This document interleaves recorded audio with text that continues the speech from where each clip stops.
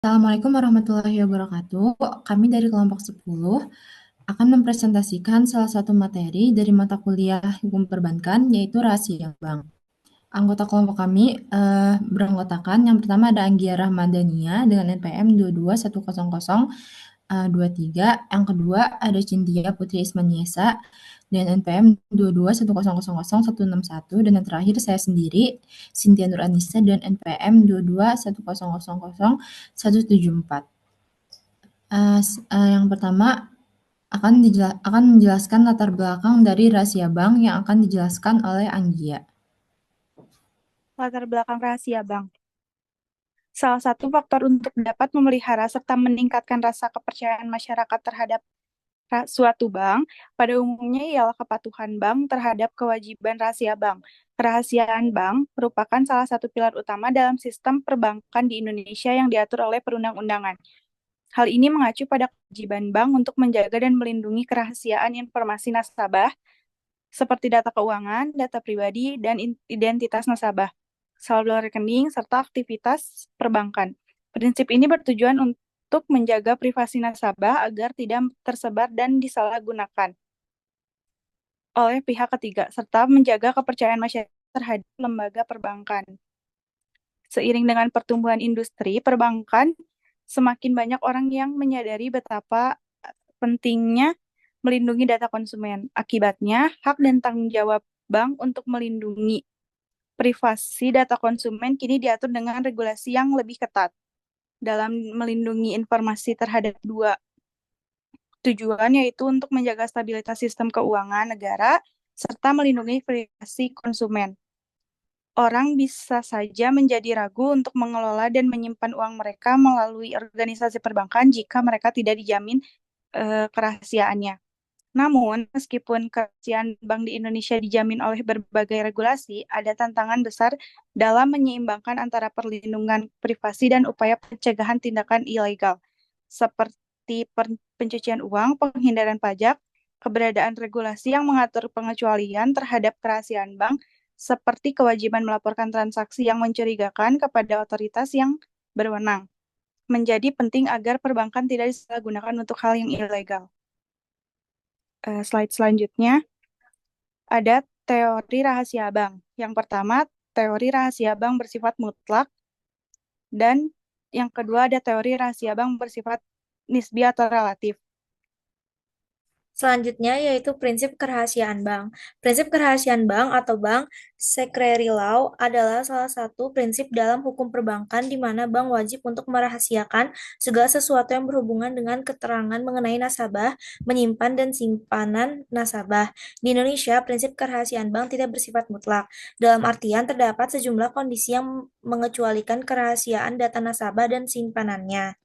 Selanjutnya ada pengecualian dalam rahasia bank. Yang pertama, atas persetujuan nasabah.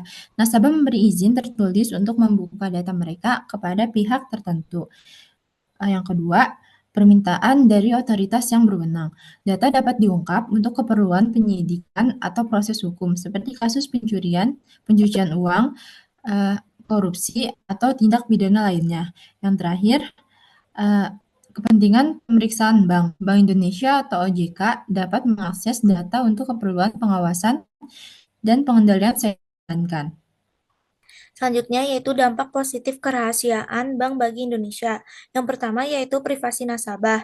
Kedua, meningkatkan kepercayaan masyarakat terhadap sistem perbankan. Yang ketiga, mendorong pertumbuhan investasi dan simpanan masyarakat dan mencegah penyalahgunaan informasi pribadi nasabah.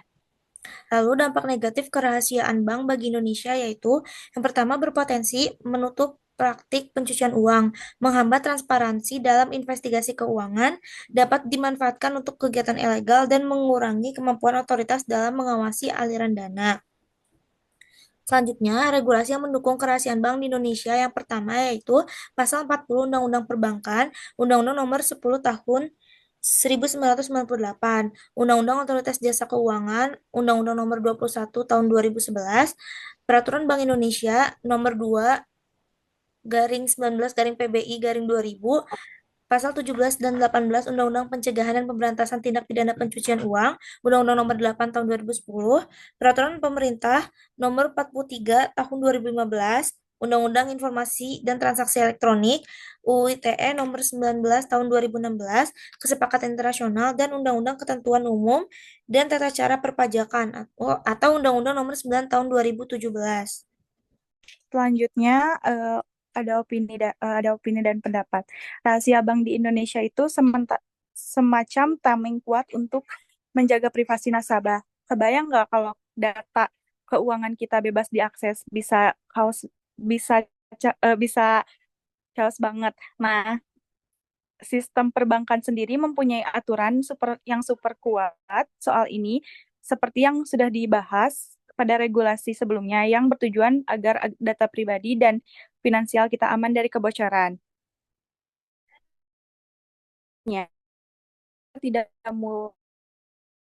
momen tertentu di mana data ini bisa diakses, misalnya buat kasus hukum atau pajak. Jadi, kalau tiba-tiba jadi orang penting dalam investigasi, data rekening kita dapat minta otoritas tertentu.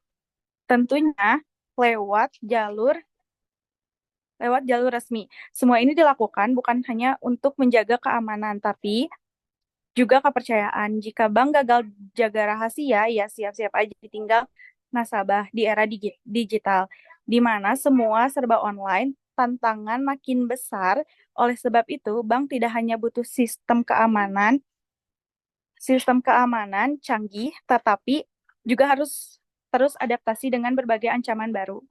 Selanjutnya, kesimpulannya, rahasia bank merupakan fondasi utama dalam menjaga kepercayaan masyarakat terhadap lembaga bank di Indonesia. Dengan adanya rahasia bank, nasabah akan merasa terjamin bahwa informasi pribadi dan aktivitas keuangan nasabah akan dilindungi. Dengan hal ini, masyarakat akan merasa lebih aman dalam menjalankan transaksi di bank, dan masyarakat pun tidak akan ragu untuk menggunakan layanan bank. Regulator mengatur kerahasiaan bank di Indonesia seperti Undang-Undang Perbankan. Peraturan tersebut memberikan landasan hukum yang sangat kuat bagi bank dalam menjaga privasi nasabah. Hal tersebut tidak hanya untuk melindungi individu dari penyalahgunaan informasi, tetapi juga mendorong masyarakat untuk menyimpan dan berinvestasi agar membantu pertumbuhan dan meningkatkan stabilitas keuangan nasional. Namun, kesulitan yang sesungguhnya muncul ketika dalam upaya untuk menghentikan kegiatan yang melanggar hukum atau tindakan ilegal, seperti penggelapan pajak dan pencucian uang harus diimbangi dengan menjaga privasi konsumen. Untuk mencegah penyalahgunaan lembaga perbankan, regulasi yang memungkinkan pengecualian terhadap kerahasiaan bank menjadi penting untuk memastikan bahwa lembaga perbankan tidak disalahgunakan. Melindungi integritas sistem keuangan mengharuskan transaksi yang mencurigakan untuk dilaporkan kepada pihak yang berwenang. Dalam situasi ini, kerahasiaan bank harus dikombinasikan dengan kebijakan yang menjamin tanggung jawab dan transparansi, bukan sebagai kedok untuk kegiatan ilegal. Saran untuk materi kerahasiaan bank ini, yaitu di Indonesia kerahasiaan bank memiliki dampak positif yang lebih signifikan dibandingkan dampak negatif. Tetapi potensi dampak negatifnya juga perlu diperhatikan. Praktik yang tidak jelas dalam dunia perbankan dapat menghambat investigasi keuangan dan mengurangi kemampuan otoritas keuangan dalam mengawasi aliran dana. Oleh karena itu, penting bagi pemerintah dan lembaga terkait untuk terus meningkatkan dan menegakkan regulasi yang seimbang. Dengan demikian, kerahasiaan bank dapat berfungsi sebagai alat perlindungan yang efektif bagi para nasabah sekaligus memenuhi kebutuhan akan kejelasan dan pencegahan dari tindak pidana keuangan. Sekian presentasi yang dapat kami sampaikan. Mohon maaf apabila ada kesalahan. Assalamualaikum warahmatullahi wabarakatuh.